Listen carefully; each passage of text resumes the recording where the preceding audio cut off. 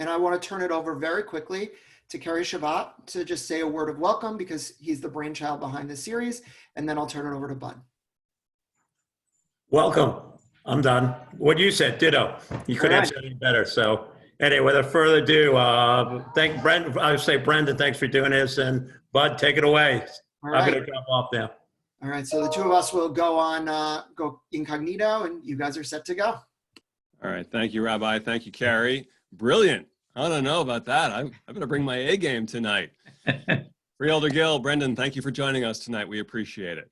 Thank you, Bud. Thank you so much for having me. Thank you, Rabbi, for having me, and Kerry. Thank you. And there will be a chance to ask questions. There's a chat, as you can see, and we'll be reading questions throughout the course of the hour. But let's get right to it. We hear so much about what the federal government's role is as far as the fight against coronavirus and the state's role. Can you tell us about the county's role in this fight? Sure, Bud. Thank you. We're at the county level. We're really on the front lines. And actually, before I start, I just want to hope everyone that's out there is safe and staying healthy. And my thoughts and prayers are also with anyone who's been affected by this virus, losing a loved one. And this we're at ground zero in Essex County. Over 1,000 deaths, reported today. Second in the state in infections. So, this county is really ground zero for this pandemic and this crisis. To your question, Bud, about kind of what role does the county play? We're really on the front lines of trying to deliver some of the things that we are collectively doing as a government to try to fight back. We are running a testing site in Weequahic Park. Essex County was one of the first counties to establish proactively a testing site. We know how important administering tests is in trying to deal with this virus. We run and deal with all of our social services and agencies. So those folks who are dealing with a potential food crisis right now as a result of this virus, those types of issues are dealt with at the county level. So many of the agencies that are county run help administer those social services. We also have our other county facilities. The county runs the county educational system. So we're dealing with our vocational school and its response. We're dealing with our first responders and caring for them and making sure they have the resources they need. Our sheriff's officers, our county hospital, our nurses, and the people who work at the county hospital. So the county really touches all levels of government, whether it's social services, whether it's education, whether it's transportation, and we are really helping to administer many of the programs that the state and the federal government are putting in place to try to deal with this crisis. Let's take a few of those topics in bite size. Let's start with food. Are there aspects of the county's approach to food that perhaps maybe Essex County residents wouldn't know about, both in getting food and also in volunteering to help people get food who are in need of food? Yeah, first and foremost, it's a great question, but first and foremost, one of the things that we've done at the county level is to collect from all of our 22 municipalities in Essex County, all the different nonprofits and agencies that can potentially assist with those who are in need of food. So you can go to our county website and see, and I'll make sure that we provide that information to you, but you can go to our Essex County website and see very quickly by municipality what agencies are registered to distribute food, contact information to find out if there's transportation options, if it's curbside, if there's delivery, and it's a pretty comprehensive list. And it's actually something that didn't exist before this, in terms of this comprehensive list. It actually didn't exist before this crisis. So that's number one, this information, this central depository of really good information for people to be able to access throughout the county if they are in need of food assistance. The second thing is the county is partnering with the New Jersey Community Food Bank to actually run a free distribution tomorrow, which is without contact. It's a drive-through, and there will be meals distributed tomorrow morning, 10 a.m.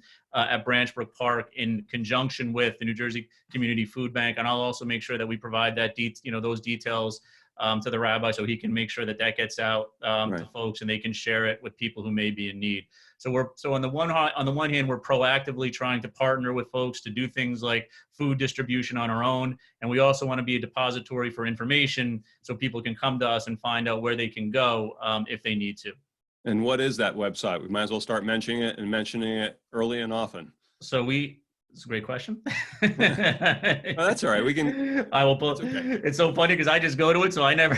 That's right. That's right. But I will give you the exact address. Just press this button. Exactly. It's like asking someone their home home phone number. You have to think about it. All right. Well, think about it for a second. But give me a second on that. I will. That's okay. That's okay. How about the notion of education? I mean, one thing that's been talked about after, with coronavirus is, okay, if everybody's at home, or if all students are at home and taking classes online, well, obviously there's not an even distribution there, or an equal distribution in terms of students who are able to do that, go online at home, and students who are not. So is that an individual school district, strictly an individual school district topic, or is there a way that the county tries to get involved and help that to kind of even the playing field? So there's kind of two issues that we deal with at the county level. There is a state-appointed county superintendent, and the state-appointed county superintendent, although is a state employee, the state county superintendent's office falls under the county government. So we actually fund the employees who work in the office. So it's a state employee, but who falls under the framework of county government. And the county superintendent's job is to deal exactly with that. He holds regular conference calls with the superintendents of each district to talk about what those specific needs are and how the state can help fulfill those needs. The actual online learning that occurs in each of the districts those decisions are made by the districts themselves. So they're administered directly by the districts. But in addition to that, the county has a vocational school. So we have a county vocational school, high school, that we administer and run ourselves. So we're running our own online learning program, for our county vocational students, in addition to, through our county superintendent's office, also providing guidance to individual districts on how they can best do that. Mm-hmm.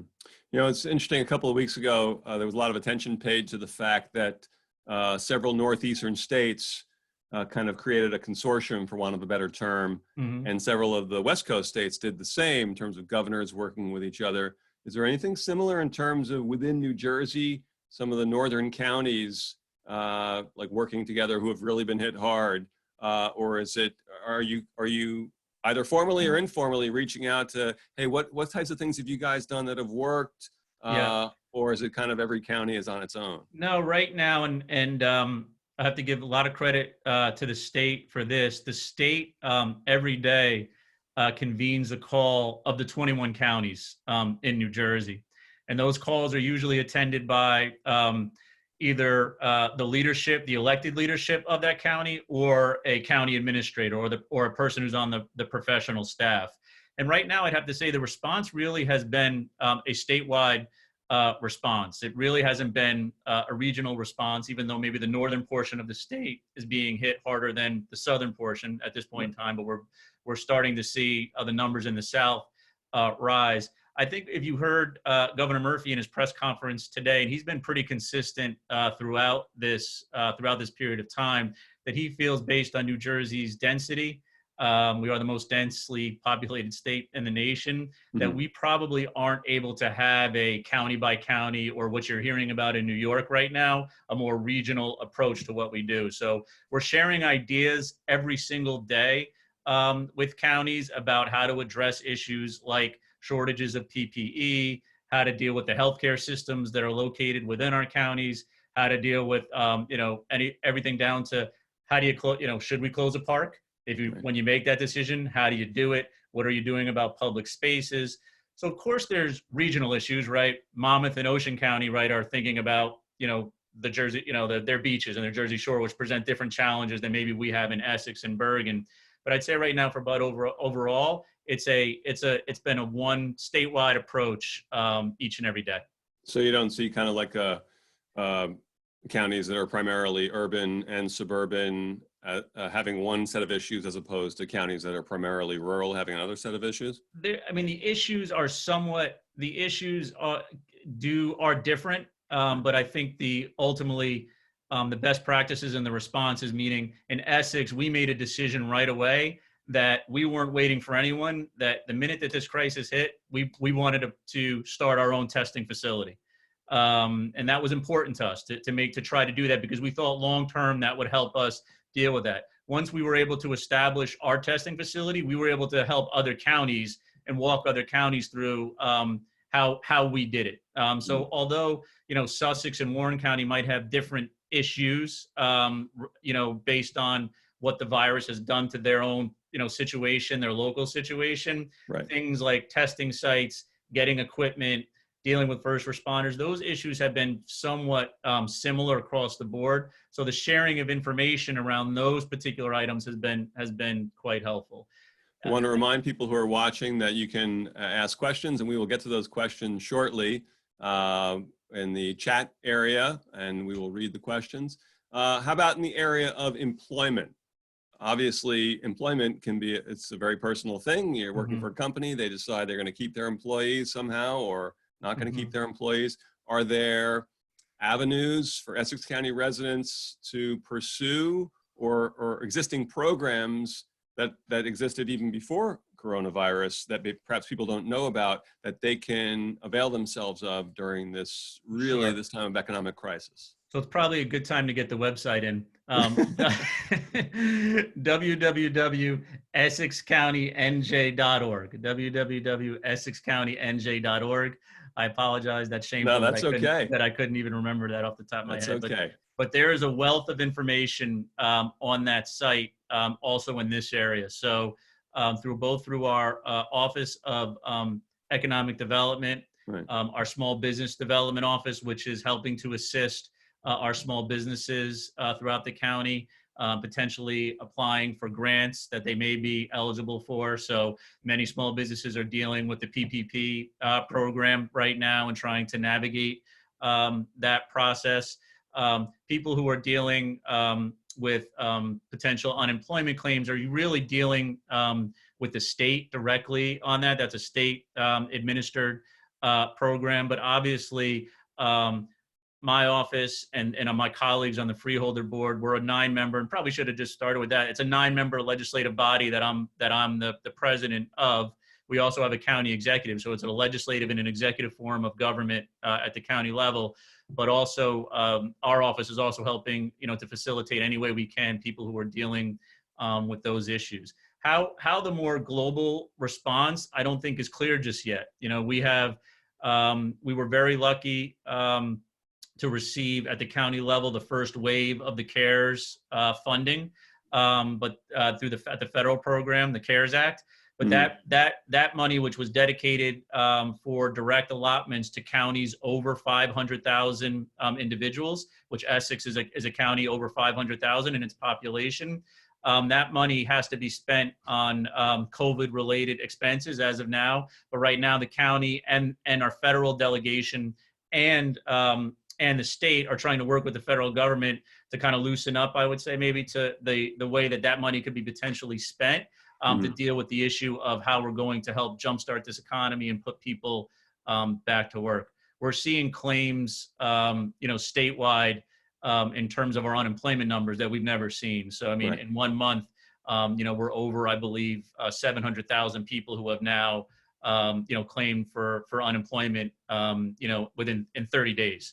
So there's not going to be a one-size-fits-all response. I don't think, because we're also still triaging right now. New Jersey very much is not. We're only beginning to flatten this curve, and and as the governor has repeatedly said, and I couldn't agree more. Like, that's priority number one. We're still very much focused on what we can do, I think, at every level of government to deal with the health issue. And when we deal with the health issue will then lead to the economic issues. But I think for better or for worse, right now, the majority, and it doesn't mean we can't do both at the same time, but still very much right now, a lot of the effort is focused on trying to flatten this curve and the health-related aspects of this crisis. Before we get to questions that I'm seeing here pile up now, in any walk of life, I think there is a chance to learn from previous experience from others. When you go through something, oh, I went through something similar, be it in politics or in public policy or in any walk of life. I think I know the answer to this question before I ask it, but has there been anyone who has been in government maybe previously and perhaps not in government now, who's been able to offer, and names are not important, offer any advice on, oh, this was somewhat similar what we went through, or is this just an entirely new ballgame? It's a great question. I think it's an entirely new ballgame. I've been lucky to hold elected office for about 7 years, but my professional career was also in public service. I served as the New Jersey Chief of Staff for the late Senator Frank Lautenberg, worked for 2 members of Congress, a couple of different governors. And so I've been about 20 plus years, in some form of public service. And I can't remember any situation similar to what we're dealing with right now in terms of the intensity over an extended period of time. So, I was in government during 9/11, served in government during Sandy, Irene, but there was a period of time, where the crisis itself hit, and you were able to kind of exhale even for a second and start to think about, how do we recover? We're 6 weeks more than that. I mean, I would say we're probably 6 weeks into this situation. And I say this, by the way, not to say that I don't see hope, because I do. I see lots of good things happening, and I'm hopeful that we are going to be able to come back from this, much stronger than when we started. But we're still, as I said, still very much in the thick of the immediate crisis itself. So that's the real challenge. So I don't think there's anything we've ever seen like that has that extended period of time where every single day, the first thought on our minds, and I think on everyone's mind, anyone who's trying to help, whether you're an elected official or not, is what can I do to save lives, to make sure people are healthy, and to make sure people are safe. That's where everything starts from. And we're still in that phase of the crisis where we're not fully able to say that everyone is healthy, to the best of their ability, and everyone is safe. So we're getting there. We're slowly getting there, but that's what makes this just such a unique situation. Yeah, I think I asked the question because I think we gain some comfort by hearing people, maybe our elders, say, oh, here's what it was like when we went through this. But you've named several of the ones that people are trying to connect to, be it 9/11 or the 2008 financial crisis. Sure. Sandy, all of which, of course, were tragic and terrible, but they're still different than what we're experiencing right now. Let's go to your questions now. And we will start with John, who has a question that says, the question is, what is the county doing to ensure the safety of immigrant detainees at the Essex County Detention Facility? Thank you. So this is an issue that I've spent a substantial amount of time on. This is an issue that there are varying opinions on whether or not the county should be engaged in the contract with ICE to house immigration detainees. So I want to be very clear here. My position is as one legislator, one member of the Freeholder Board. I do not speak for the entire Freeholder Board. I do not speak for the county executive on this issue. And I don't. And the county again is the county leadership is a collection of individuals. So the county is bigger than just one freeholder. I've been clear that I don't think the county should be in this contract, that we should be figuring out ways to wind ourselves out of it, but we are in it. So that's the reality. The county does house immigration detainees right now. We have been aggressively working, the county itself, the administration has been aggressively working with our advocates and with ICE on two issues. One, to make sure that that resources, testing, medical treatment, and medical facilities, our medical help is available. We meet once a week with all of the advocates with the county administration to make sure that the county is doing its job in providing those resources to those detainees. We've also been facilitating the release of ICE detainees from the facility itself. That's a federal decision. It's not a decision that's made by the county. It's made by ICE and the federal government. I've been very vocal that I think all of the nonviolent immigration detainees should be released immediately because of the health risk, not because the facility is not doing, or our county's not doing its job with the detainees, but just because of the natural risk that housing people in these types of facilities with this type of virus presents. I don't, again, Senator Menendez has been very clear on that issue, that he thinks the detainees should be released. Senator Booker, many members of our congressional delegation. I'm not optimistic that that's going to move the current federal administration, the Trump administration, to be very blunt on this issue. But many of us in New Jersey have been calling for that. In terms of the actual facility itself, which has come under, and rightly so, increased scrutiny. I think that based on what I've seen and based on what's been provided to me, that the administration is trying to do its best to make sure that that population is kept as safe as possible. Following up, Bill has a question somewhat similar, but it gets also into nonviolent prisoners. What's the county doing to release detainees, which you discussed, and nonviolent prisoners from the county jail? Yeah, so the nonviolent prisoners are to be released through a program administered by the county prosecutor's office. So the county evaluates the population, makes recommendations, and that's an ongoing process. It's something that I support. Particularly in this crisis, again, as much as possible, taking people who are in our correctional facility for both nonviolent offenses, low-level offenses, and getting them out of harm's way. So, to the extent that we can effectuate that in our positions, I'm an advocate, for that, support it, and been advocating with the state to do that as much as possible. Let's see. Next question. Does the county or state have guidelines about wearing face masks on nice days? The person asking the question postulates that there are lots of walkers, particularly around commercial areas, and few people are wearing them. So says the person asking the question. It's a good question. I don't think the county we have not administered an ordinance around the wearing of masks.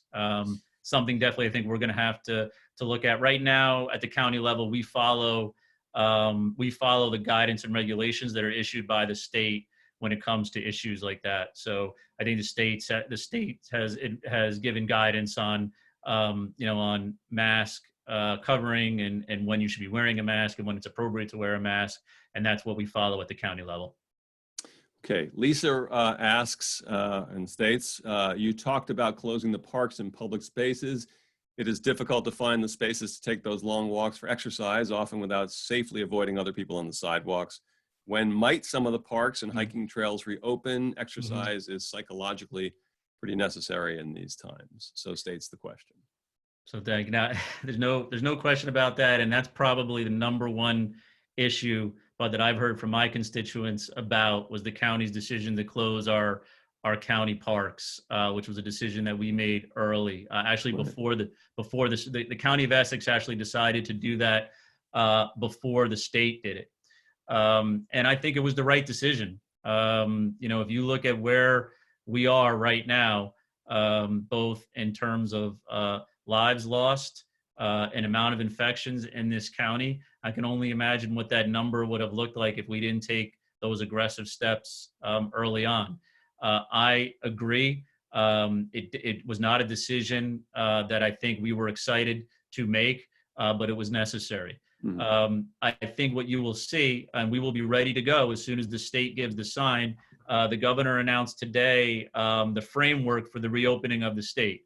And essentially what he said was that, that they're going to look at the trend lines, both infection rate and hospitalization rate over the next 14 days. And if the trend lines continue as to where they are over the last 3 or 4 days, that we're going to see phase one of what they're calling the roadmap to reopening. And phase one probably would include opening up our reservations, potentially our golf courses, and potentially some of our parks. So we probably, excuse me, I'm sorry. We probably will not.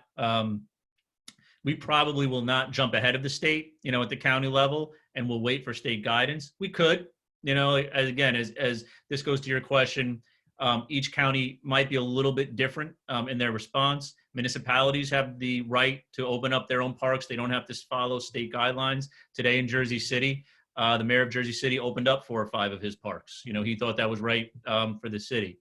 Right. I struggle with this every day because particularly in our urban centers, Newark, Irvington, East Orange, our exurbs like Bloomfield and Montclair, everyone doesn't have a backyard. Everyone doesn't have the ability, they're forced to be in tighter, more confined spaces. But ultimately, when those parks were open, they were flooded. Within the first 10 days of this crisis, if you went to a county park, I'll just give the example of, I went to Brookdale Park after it was closed, just to kind of get a sense of what was going on. And it was still pretty full. And the ability to keep social distancing is challenging. So I'd say for right now, we're probably still, don't want to put hard timelines on this because it changes every day, but we're probably still a week or so away from hearing from the state on that. But the minute the state says it's a go, we're a go. Right.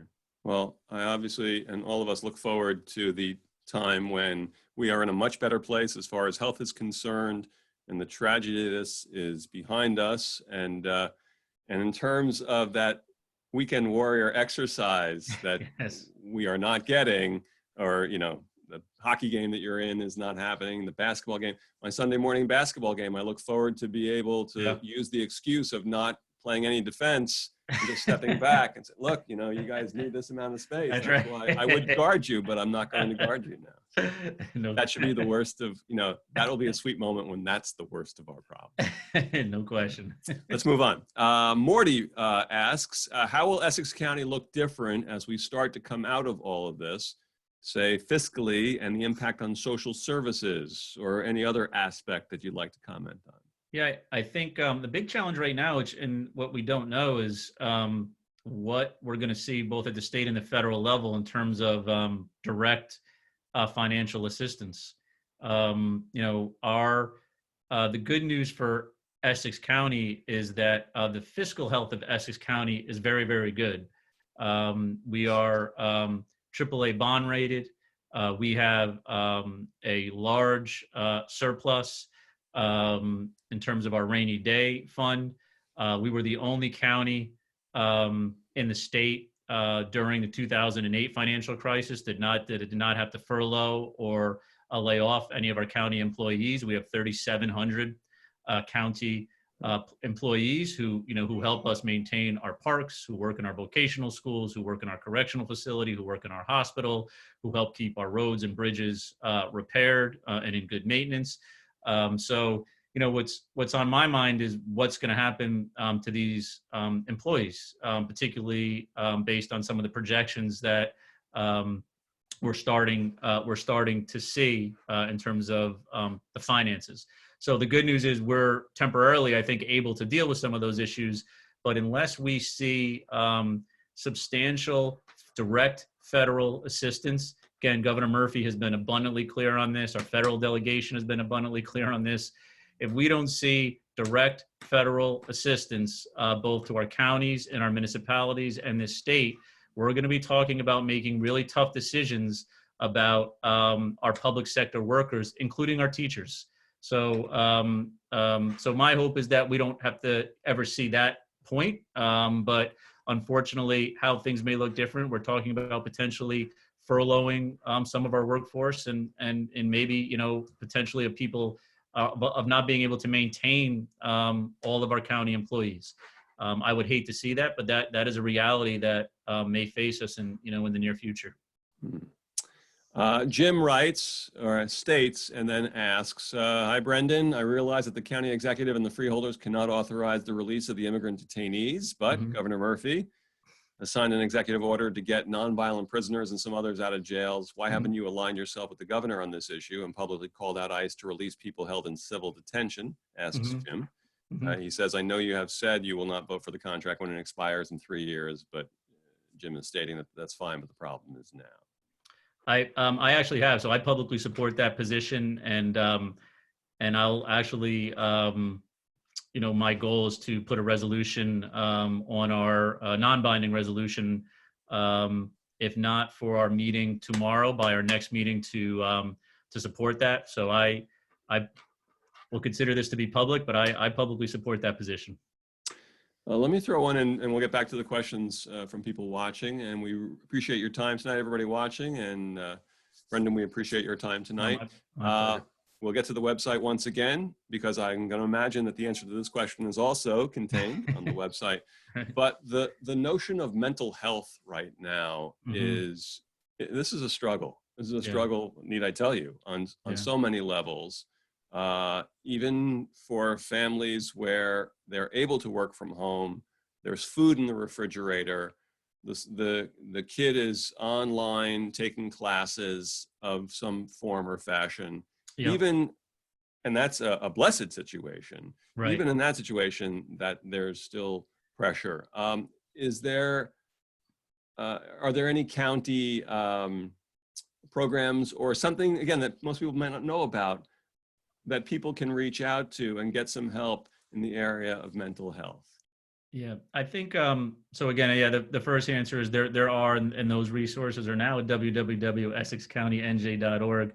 But we work very closely with the Essex County Mental Health Association, and those resources and programs are listed, including state hotlines, county resources that are available to assist in that matter, our local healthcare partners, what they're doing, you know, with our local healthcare network. So quite a few resources, and I think everyone is every policymaker and elected official that I'm in touch with is very aware of the mental health aspect and thinking about how we respond to that every day.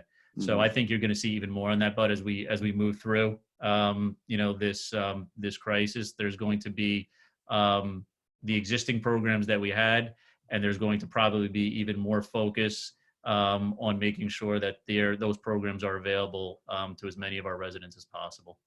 Okay, let's go back to your questions now. Sherry asks, can you talk more about testing? It's very difficult to get a test even if you have symptoms. On the other hand, testing has to be readily available in order to get the spread under any semblance of control. Sherry asks, what is the plan to get a comprehensive testing program in place that can ID those with the virus, parentheses, including silent spreaders, implement contact tracing to ID those exposed, test these individuals, and so on? Right. So this is a great question. I mean, this is the $1 million question that's facing the entire country right now. What we're doing at the Essex County level is to maintain our own facility and keep that open and running as long as we can. And that's been a challenge. And people should know that from week to week because of the shortage of personal protection equipment, because of the shortage of testing actual kits. In the beginning, we're now seeing more availability of those resources. But in each of these 6 weeks, each week, you know, we had to fight at the county level to make sure that we were able to keep our own county testing program up and running. in addition to our own testing county program, we have a series. We are working very closely with our healthcare providers, and the systems that work. University Hospital in Newark, St. Barnabas in Livingston, Mountainside, which is part of the Hackensack Meridian system, to be able to provide additional testing. And then we have a list of also of places that you can go, for testing right now. But I would agree, we need to do more in that space. Like, we are working with the state every day, because the two things that are going to help us essentially, one, get on the path to reopening, but two, to get this under control is increased access to testing, and then two, to have really aggressive contract tracing. So we're working with the state to provide the state with any resources that they need to expand staff and personnel to participate in an aggressive contact tracing process.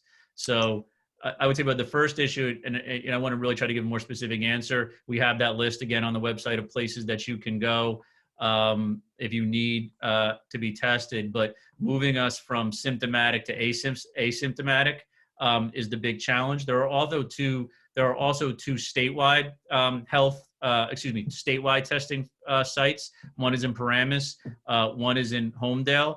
And the state is transitioning those. Those are drive-throughs, and for the people that have the ability to drive, and can get there. But those sites are run by FEMA and are also have the ability to do testing for individuals who are asymptomatic. You mentioned earlier that Governor Cuomo in New York State, I think it was about 2 weeks ago, was really in his daily press conference going hard on the notion of states should not be in competition with each other, that the notion of bidding on something, and I think he was talking mostly about PPEs, shouldn't happen. I know you were talking earlier about the cooperation among the counties in New Jersey, but do you ever find yourself in the unenviable position of having to bid against each other or try to get stuff, PPEs and other things as part of this fight, that you find yourself in competition with the other counties, or is that not an issue you have to deal with? So that was an issue, I would say, 3 weeks ago. I can say that the State Office of Emergency Management, which works under the FEMA and the federal structure, has started to do a really good job to do everything they can to inventory the supplies that are coming into the state, both from the federal government, from private sector, companies that are stepping up to then inventory that equipment and then redistribute it to the counties. And that's the way the process is supposed to work. In terms of competing against other counties in the beginning, yes, state, counties, and the federal government were competing all the time. I can't tell you as an elected official how many people tried to contact me saying they knew a guy who had, N95 masks, and I say that, and of course, as an elected, you want to take every one of those outreaches seriously because you never know who may be able to help.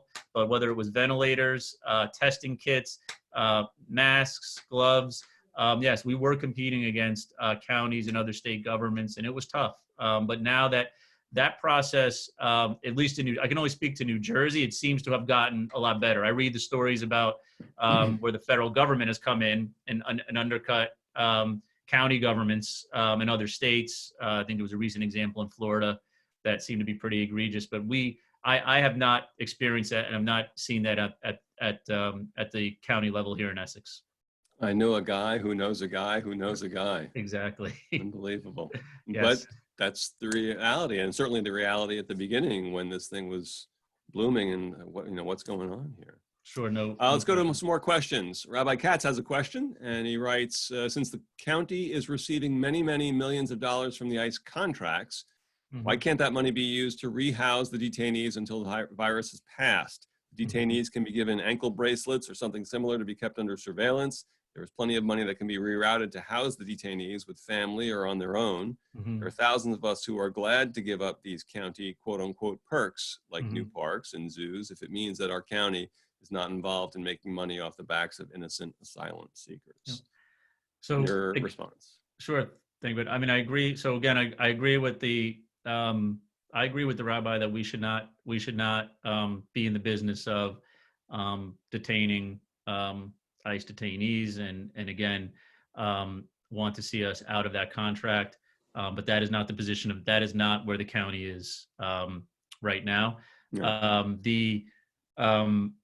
It's an issue that I will follow up on. I mean, I'm not sure that we have the authority to do that. But if we could and figure out a way to do that in conjunction with ICE, I mean, I still think the authority rests with ICE in the decisions specifically that the rabbi is talking about. But I will absolutely follow up and see what we can do, to potentially try to release more of the ICE detainees.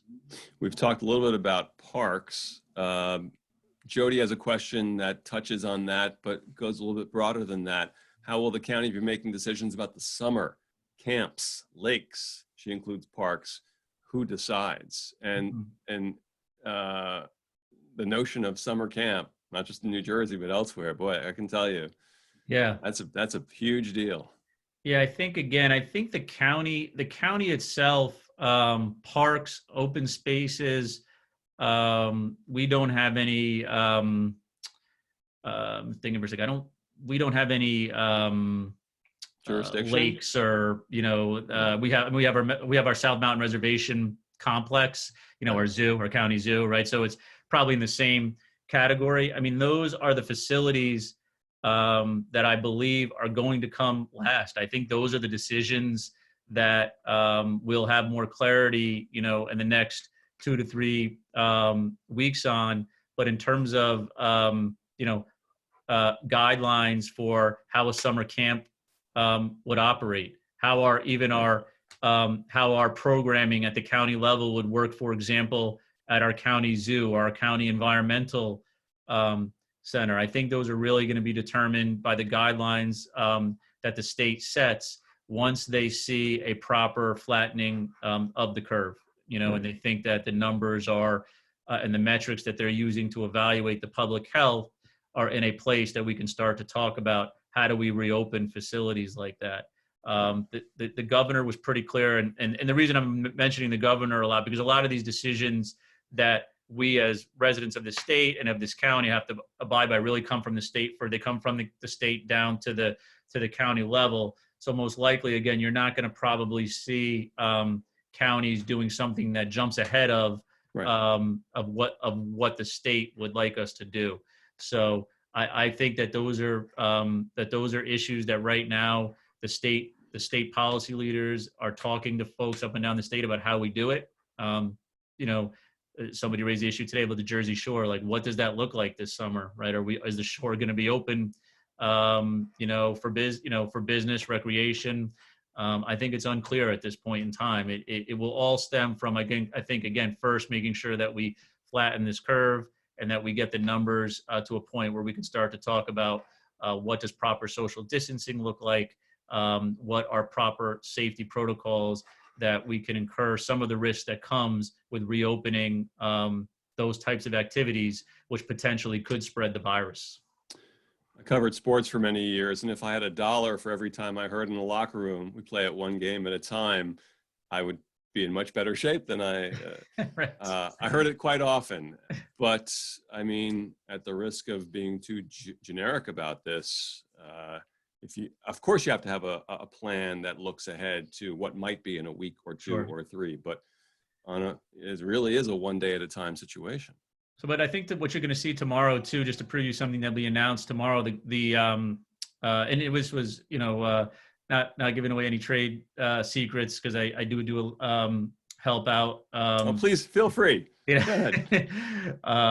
the governor and where I can, but the administration tomorrow is announcing an economic recovery, the first part of our economic recovery panel. That will include members, senior members, both from the public sector, from our university system, from our public universities, folks even outside of New Jersey, to start to put together the long-term strategic plan that you're talking about. So I think, again, to use the sports cliche, like we are very much like right now, like one game at a time. And I'm just taking this one quarter at a time, one play at a time, all the sports analogies that we love. But there's going to be coming together this week, a more formalized group that the state will task with helping to answer those questions, that has policy experts from the pharmaceutical industry, from the public sector, from our unions, from our university system, you name it. I think there'll be representation on there, and they will help to develop that plan that the state will then follow. Let's try and take a couple more questions before before our hour is up. I will say this, quite clearly people are concerned about the parks and quite concerned about the ICE situation based on the number of questions we've got. Davika, and I hope I pronounced that correctly, took a little bit of a different tack on the ICE question. He asked, are you worried about the health of the ICE jail staff and prisoners? We've talked about the prisoners, and again, asked the question, would it be safer to release nonviolent prisoners who haven't committed any crimes? Yeah, so absolutely. It's something that, so every day we convene a meeting, 8 a.m., and we've been doing it every day, Saturdays and Sundays included, with our county directors, the directors that run all of our departments, the entire, actually every single aspect of county government. And I've never been a part of something like this up until this crisis, where our constitutional officers, meaning our county clerk, our county surrogate, our register, our county executive, our freeholder board, and then every director, our parks director, our corrections director, our county superintendent, everyone at the same time on a call once a day, helping to triage all of these various issues. One of the issues that was raised early on was, how do we test and make sure that our county employees, and in particular our corrections officers, are kept safe. So testing and medical treatment has been available to those officers first and foremost. Secondly, we were the first county that made available to our correctional officers the ability to be tested for antibodies, and that's also helped evaluate. We're trying to get to universal testing of every correctional officer that's in the facility, and that is the goal, and we should be able to hopefully do that over the course of time.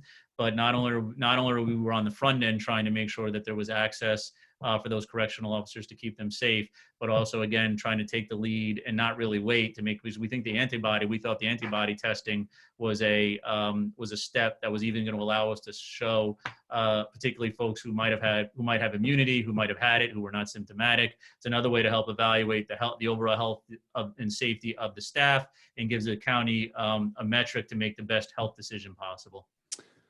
Miriam asks a really compelling question. How can religious institutions like Temple Ner Tamid be helpful beyond their own walls during these times? I think that's, there's quite a few ways to do that. I think the first, if possible, the first thing to do, if you can, if you've been diagnosed with COVID and you've recovered, the Mountainside Medical Center in Montclair is looking for you, so you can donate blood in an effort to help the researchers develop treatment options from those who are suffering, for the virus. So that's one way that if you know someone and you're able to do that, donating that blood right now to Mountainside Hospital, is critically important. The other thing is, I'm going to give you this is a state website. It's www.covid19.nj.gov. So that's www.covid19.nj.gov. I'm sorry, /help, if that wasn't long enough for you. And I'll make sure to provide this too, so we can get this out to everyone. But www.covid19.nj.gov /help.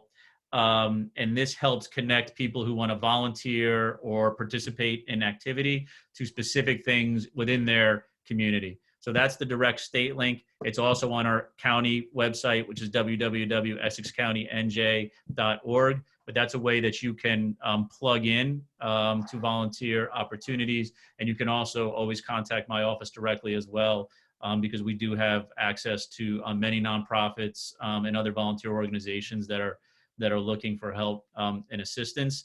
I think the other thing, and I just wanted to actually, and I know, and I apologize for the length of the answer, but it's okay. It's an important answer. I appreciate that. Just wellness checks on your neighbors and friends is critically important at this time. We talked about the mental health aspect to this, and I know it's not something that that we maybe normally think of. I know in my own life personally that this time has given me an opportunity to connect with some of my neighbors, even as an elected official, that I haven't really had the opportunity to connect with before.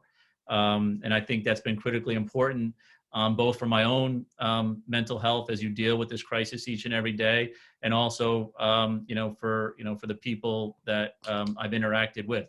So I know people are looking for ways to help and to contribute and to give back. And I think the first place to do that is locally in your really in your own neighborhood. Right. And if you can do greater than that, as I said, opportunity at Mountainside Hospital, Montclair in particular, and Bloomfield has many nonprofits that are Tony's Kitchen that is helping to provide food for our schools and for those who need it. There's quite a few ways to participate in that manner, and like I said, the websites are kind of a clearinghouse for all that.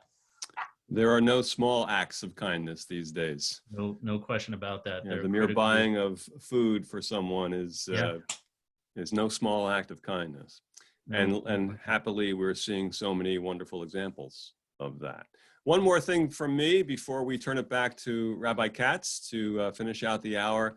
And again, referring to what we said earlier about this really being an unprecedented time and an unprecedented event, and we can try and compare it to other really tragic and terrible and stressful moments in our lives and over the last 20 years. I mentioned 9/11 and the financial crisis in 2008 and Sandy.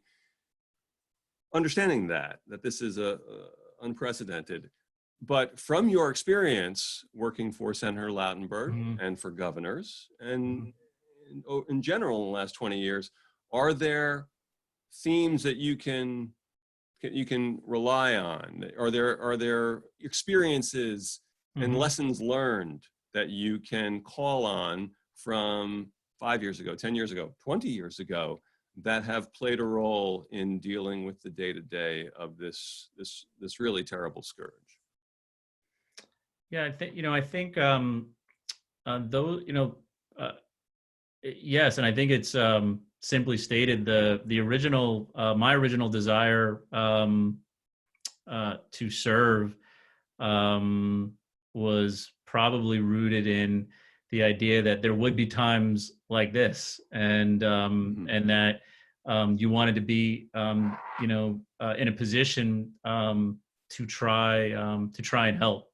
So I think from a kind of a broad perspective, I've had the opportunity to work with quite a few public officials and government officials who believed in the role of government and the role that government should play in our society. And I think now what I've learned from them is that they were right at that time to think that government was an important institution and entity and should play a role. I'm actually reminded, and I don't mean this as a partisan, Governor Murphy actually highlighted this today, but it's something that's been on my mind. President Ronald Reagan, who in certain, I didn't agree with a lot of his policies, but certain things I did respect, and in terms of his ability to communicate. So I don't want this to be an overly partisan comment, because it's not meant to be. But he had a statement which he was famous for, which we said, government's not part of the problem, government is the problem. And I completely and wholeheartedly disagreed with that statement back then, and I completely and wholeheartedly disagree with that statement now. And I think we are seeing, firsthand the critical role that government can and has to and should play in people's lives. So I try to learn. I've been blessed again to have been able to make a career in public service. To do something each and every day that I love. Very blessed to have been able to do that. So collectively, I don't think it's one thing. It's just this idea that that work was important, and it will continue to be important, especially at times like this. We've touched on a number of topics tonight, like employment and food and mental health and parks system. And once again, you can get a lot of information, which is one of the main goals of this past hour, getting a lot of information at the website. And so, one more time, for the West Coast, as my dad used to say, give us the website where all that information is. It's www.essexcountynj.org. There's a special COVID-19 link that lists all of these resources that are available. And of course, again, our offices, we're easy to find in terms of we can offer any assistance to anyone who's out there that needs it right there. We'll be there for you. And I know there were some questions, but that we didn't get to, and I'll do my best. Again, you can feel free to contact my office with those questions, and we'll do my best to respond to those questions as well. And I know we touched on a lot of broad things, but I'm kind of looking at the questions here as we were going through them. So there was definitely some specific questions that I'm happy to do my best to try to answer for any that we didn't get to during this hour. Okay, Brendan, thank you so much for your time. Rabbi, let's send it back to you. Yeah. So I want to just thank you for your words tonight. Funny enough, I didn't even ask a question, but my name appeared. So I don't know who asked the question. I like the question. Thank you, though I wasn't the one to ask it. But wow. Okay. But I want to thank you so much. You added so much to our understanding of where we're at, where we're going. I want to give 2 plugs. The first is, if you want to make a difference, look, local things make differences. And if you live in Montclair, at least, you would have gotten your ballot probably today in the mail. So right. I want to tell you, vote in your municipal elections. I just filled it out before this. I'm going to put it in the mail tonight. It's one of the great civic duties. And I actually hope that, rather like voting for the mayor of Montclair usually doesn't actually get that many people because it means you have to go to a polling place. So I hope that actually we have a great turnout for voting because we're able to do it totally by mail. So I really hope that you vote for your local people. Mayor, please vote. The second thing, of course, is Brendan, you alluded to feeding programs. We actually have one, I think, tomorrow that Joel Doro is coordinating with Park Methodist. He might need more people. I'm not totally sure. I know Miriam's on this chat and she can chat in and say whether it's true or not that he needs more people. But if you have his email or you want me to forward your email to him and you want to help out, we feed many Tuesdays people through that. And that's a way that if you feel healthy enough to be in a place with people, though socially distancing, you can put together some meals for them. So with those 2 things, I want to say, Brendan, thank you so much. Bud, thank you so much. And thank you to all who joined. So thank you. Thank you. Stay safe. Everyone. Be safe. Thank you.